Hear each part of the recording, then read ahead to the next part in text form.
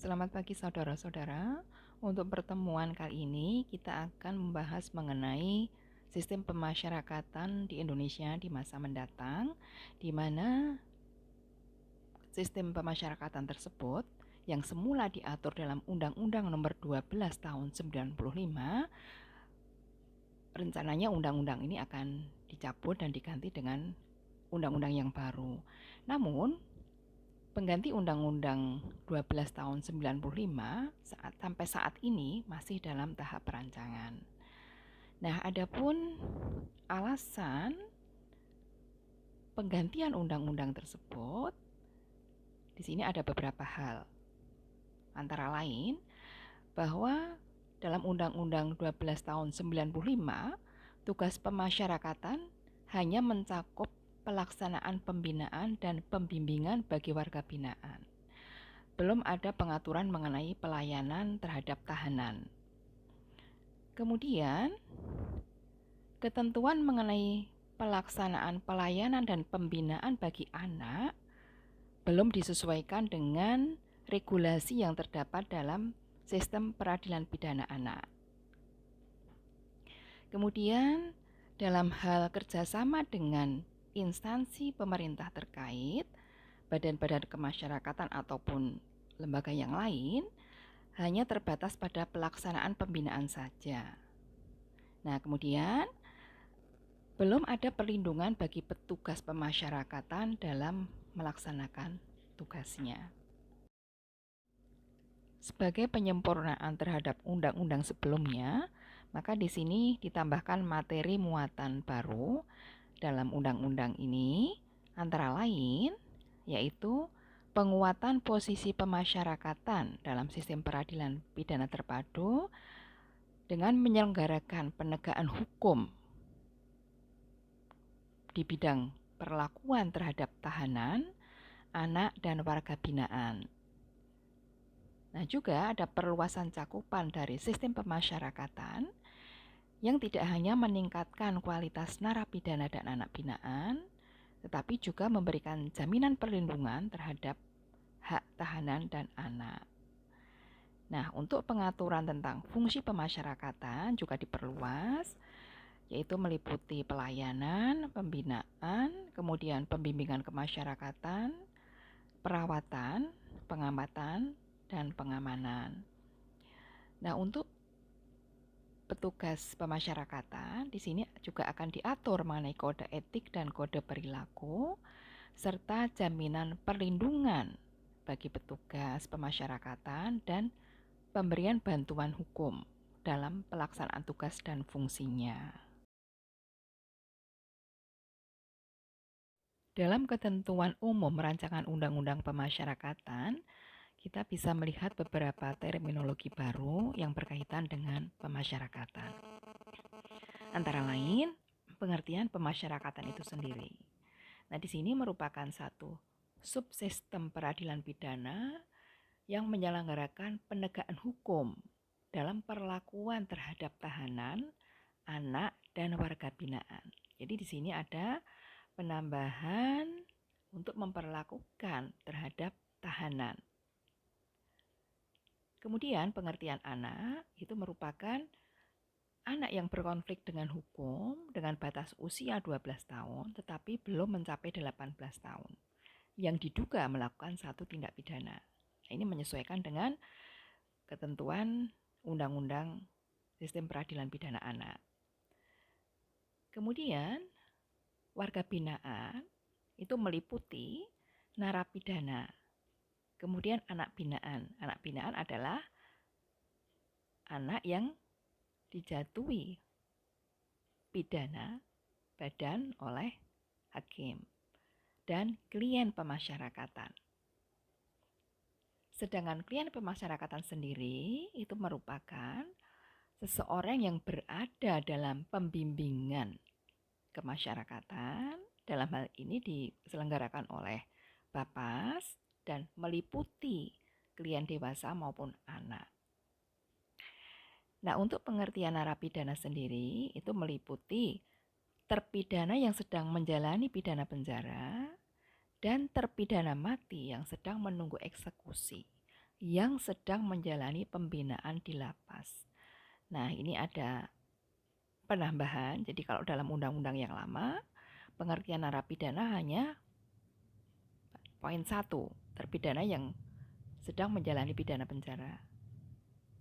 Sedangkan dalam rancangan undang-undang yang baru, rancangan undang-undang pemasyarakatan, ada penambahan. Di sini terpidana mati yang sedang menunggu eksekusi.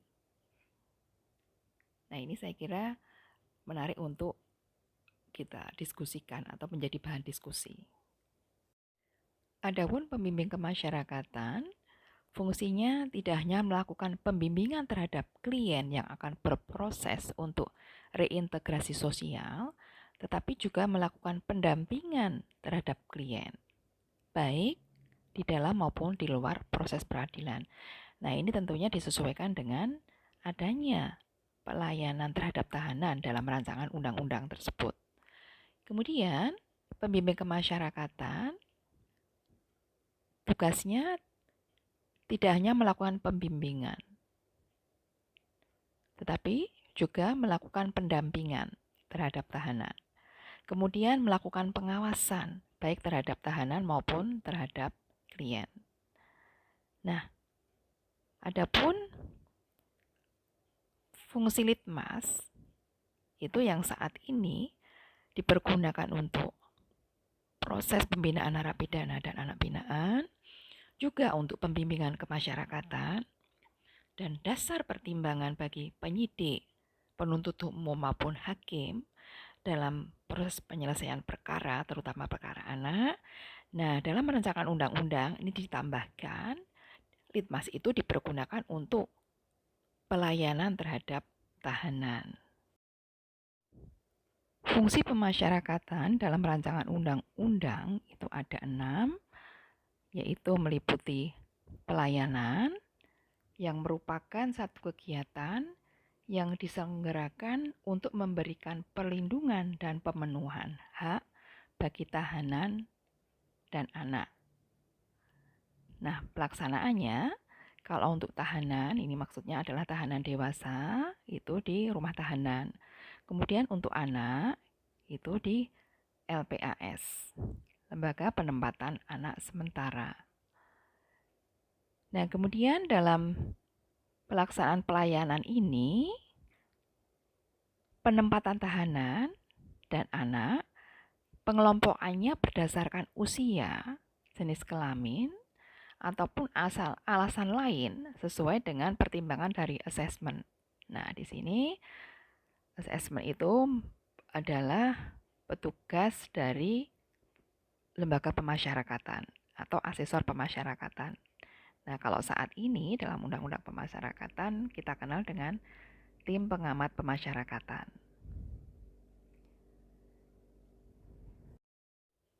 Adapun fungsi pembinaan itu merupakan satu kegiatan yang diselenggarakan untuk meningkatkan kualitas kepribadian dan kemandirian narapidana dan anak binaan. Nah, untuk pelaksanaannya, kalau narapidana di lembaga pemasyarakatan, sedangkan untuk anak binaan, pelaksanaannya di Lembaga Pembinaan Khusus Anak atau LPKA. Adapun bentuknya, bentuk pembinaan berupa pembinaan kepribadian dan kemandirian. Sedangkan untuk anak ditambahkan berupa pendidikan, baik pendidikan formal ataupun non-formal. Nah, untuk penempatan narapidana dan anak binaan dalam fungsi pembinaan ini berdasarkan usia, jenis kelamin, maupun asesmen risiko yang dibuat oleh asesor pemasyarakatan. Untuk fungsi pembimbingan ini ditujukan kepada klien, diselenggarakan oleh lembaga Bapas dan dilakukan oleh petugas PK. Adapun bentuknya berupa pendampingan dalam proses peradilan yang dimulai dari tahap pradjudikasi sampai dengan pasca judikasi. Kemudian bimbingan lanjutan untuk pelaku dewasa atau orang dewasa. Di sini mereka yang mendapatkan pidana berupa pidana pengawasan dan pidana kerja sosial. Sedangkan untuk anak adalah mereka yang mendapat pidana berupa pidana peringatan, kemudian pidana dengan syarat, pidana pelatihan kerja, dan pembinaan dalam lembaga.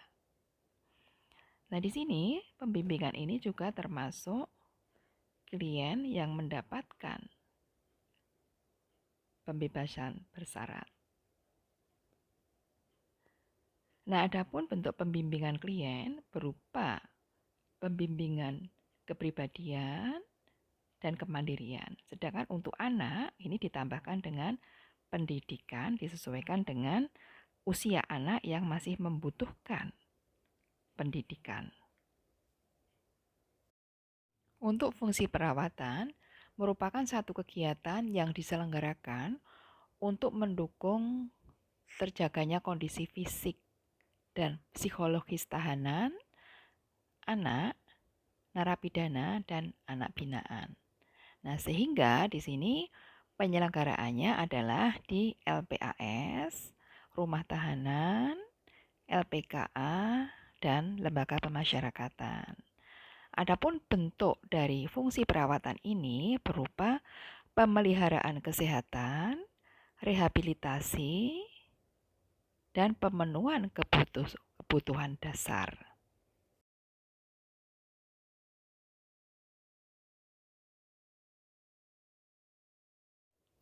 Adapun untuk fungsi pengamanan dan pengamatan, itu merupakan satu kegiatan untuk melakukan pencegahan, penindakan, penegakan disiplin, dan pemulihan gangguan keamanan dan ketertiban guna menciptakan kondisi yang aman dan tertib.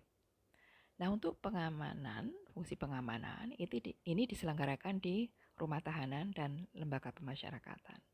Adapun bentuknya berupa pencegahan, penindakan, ataupun penjatuhan sanksi dengan menempatkan seseorang di sel pengasingan tetapi paling lama 12 hari dan atau penundaan atau pembatasan hak serta berupa pemulihan.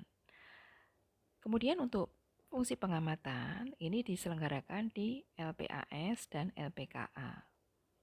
Nah, bentuk dari fungsi pengamatan ini berupa pencegahan, penegakan disiplin dengan memberikan satu peringatan atau teguran atau permintaan maaf atau meminta si anak untuk membersihkan lingkungan.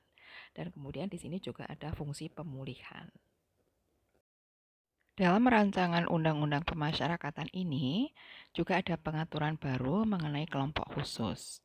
Nah, mereka yang termasuk dalam kelompok khusus yaitu anak, anak binaan, kemudian perempuan dalam fungsi reproduksi, pengidap penyakit kronis, kemudian kelompok disabilitas, dan manusia usia lanjut, yaitu mereka yang berusia 60 tahun atau lebih. Nah, kelompok-kelompok khusus ini akan ditempatkan di tempat khusus yang terpisah dengan penghuni lain dan mereka akan mendapatkan perlakuan khusus. Seperti untuk perempuan yang hamil atau yang membawa anak atau yang melahirkan atau yang sedang menyusui, mereka ditempatkan di tempat khusus. Dan untuk anak atau untuk narapidana perempuan yang melahirkan anak di lembaga pemasyarakatan, mereka diperbolehkan membawa anak tersebut sampai usia 3 tahun dan mereka juga akan mendapatkan tambahan makanan khusus. Nah, selain itu di sini ada kelompok yang dikatakan risiko tinggi. Nah, ini mereka adalah narapidana tahanan yang berpotensi melarikan diri atau mereka membahayakan terhadap orang lain. Kemudian kelompok yang memerlukan pengendalian khusus. Nah, kemudian juga tahanan atau narapidana yang melakukan intimidasi, kemudian mempengaruhi atau mengendalikan orang lain untuk melakukan satu tindak pidana. Nah, kelompok risiko tinggi ini juga akan ditempatkan di tempat khusus, terpisah dengan penghuni lainnya. Untuk kerjasama dan peran masyarakat, dalam rancangan undang-undang ini juga diperluas. Yang semula dalam Undang-Undang 1295 bentuknya berupa pembinaan dan pembimbingan, kemudian dalam rancangan undang-undang ini diperluas berupa kerjasama dan peran masyarakat yang dapat menyediakan lahan ataupun infrastruktur. Kemudian masyarakat juga bisa mengajukan usul atau program pemasyarakatan. Jadi kerjasama baik dengan instansi ataupun masyarakat mereka bisa mengajukan usul program pemasyarakatan. Kemudian juga bisa membantu pelaksanaan program pembinaan maupun pembimbingan. Nah, kemudian di sini kerjasama dan peran masyarakat juga bisa berupa partisipasi dalam pembimbingan terhadap mantan narapidana maupun anak binaan.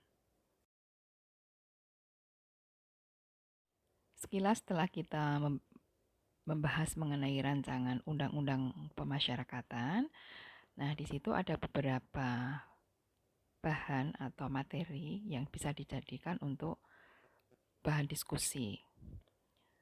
Yang pertama terkait dengan adanya keharusan dari seorang terpidana mati yang sedang menunggu eksekusi. Di situ ada satu keharusan untuk menjalani satu pembinaan. Nah, ini merupakan satu perluasan dari pengertian narapidana dari rancangan undang-undang ini. Kalau kita melihat rancangan undang-undang KUHP, RUU KUHP, memang di situ ada pidana mati bersyarat. Nah, saya kira relevan kalau seorang yang dijatuhi pidana mati bersyarat itu ada keharusan untuk menjalani pembinaan, karena ini ada kaitannya dengan nantinya pidana mati tadi bisa berubah menjadi pidana penjara. Sedangkan kalau untuk terpidana mati yang menunggu eksekusi diharuskan untuk mengikuti pembinaan, apakah keuntungan dari si terpidana mati tadi? Jadi di sini untuk terpidana mati justru akan mendapatkan dua hukuman, pidana badan dan nantinya pidana mati. Kemudian adanya penambahan subjek dari RUU ini yang berupa tahanan. Di situ memang ada satu keuntungan bagi tahanan karena jelas ada beberapa pengaturan mengenai hak-haknya. Tetapi tentunya ini akan menjadi tambahan beban bagi petugas rumah tahanan, juga petugas Bapas, karena Bapas juga akan memberikan satu pelayanan terhadap tahanan maupun anak yang dalam proses peradilan. Jadi di sini ada pelayanan terhadap tahanan dan anak mulai tahap sebelum atau di dalam maupun di luar proses peradilan. Kemudian ini satu ide ya, ada dua ide di sini terkait dengan fenomena yang muncul di Indonesia, adanya transgender. Dan beberapa waktu yang lalu di Indonesia ada mencuat kasus transgender melakukan satu tindak pidana. Lusintan Luna, kemudian yang satunya Miley Cyrus, itu kebetulan yang terekspos. Saya kira yang lain-lainnya ada tetapi tidak diekspos. Nah, bagaimana untuk penempatan terhadap tahanan dan apabila mereka kemudian menjadi narapidana, ini sampai saat ini belum terpikirkan. Ini menarik untuk menjadi bahan diskusi. Kemudian mengenai salah satu hak narapidana yang bisa mendapatkan kunjungan dari keluarga ataupun anggota keluarganya. Nah, selama ini atau dalam Undang-Undang Pemasyarakatan, dalam Undang-Undang 1295, hak berkunjung itu hanya pada saat tertentu. Nah, di beberapa negara ini ada satu bentuk conjugal visit, berupa kunjungan secara khusus dari keluarga inti. Juga di sini dimungkinkan narapidana tadi bisa melakukan hubungan seksual atau untuk pemenuhan kebutuhan biologis bagi si narapidana. Nah, tentunya nantinya untuk conjugal visit ini disesuaikan dengan kondisi di Indonesia. Kita juga harus mengacu pada norma-norma lain yang berlaku di Indonesia. Nah, kalau di beberapa negara barat memang dimungkinkan seorang narapidana itu mendapatkan kunjungan dari pasangannya. Tidak harus pasangan sah. Nah, tentunya kalau di Indonesia conjugal visit ini disesuaikan dengan norma lain. Ada norma sosial dan norma agama. Jadi yang boleh berkunjung itu adalah pasangan sahnya. Nah, ini beberapa hal yang bisa menjadi bahan diskusi terkait dengan rancangan undang-undang pemasyarakatan dan beberapa ide yang muncul di negara kita.